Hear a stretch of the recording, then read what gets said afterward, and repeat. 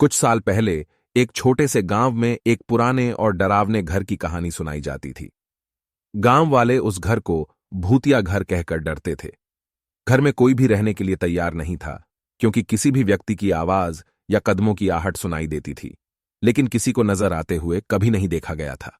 गांव के बच्चे वहां नहीं खेलते थे, और जिनके पास वीकेंड पर खेलने का समय होता था, वे भी उस घर के पास से गुजरने में डरते थे। घर की दीवारों पर रजोगारी बिना किए हुए अंधेरे चिन्ह दिखते थे, जिनका कोई व्याख्यान नहीं कर सकता था। एक दिन गांव के एक वीर और साहसी युवक ने तय किया कि वह उस भूतिया घर में रात बिताएंगे। उन्होंने अपने दोस्तों को भी साथ लेने के लिए प्रेरित किया। रात का समय आया और वे युवक घर की ओर बढ़ गए। घर की दरवाजा धीरे धीरे खुल गया और उन्होंने देखा कि घर के अंदर की दीवारों पर भी वे ही अंधेरे चिन्ह दिख रहे थे। वे युवक धीरे धीरे घर के अंदर बढ़ते गए और उन्होंने एक कमरे की ओर बढ़ते हुए एक हल्की सी आवाज सुनी। वे आवाज के पीछे चलने लगे और आवाज का स्रोत एक पुराने तालाब के पास बढ़ता गया।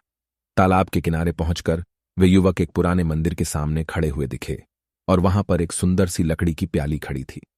युवकों ने प्याली को खोला और देखा कि उसमें एक सुंदर सी कांच की बोतल थी। बोतल की धड़कन बड़ी तेज थी और बोतल के अंदर कुछ अजीब सा रंगीन पानी था। युवकों ने देखते ही उस पानी की ओर अपना मुंह बढ़ाया और उस पानी का एक बड़ा सिप लिया। वे अचानक चौंक गए, क्योंकि उनके सामने अचानक एक भयंकर सा भूत खड़ा हो गया और वह उन्हें डरावनी तरीके से हंसते हुए देख रहा था। युवकों की आंखें फटी रह गईं और वे बिना सोचे समझे वहां से भाग गए।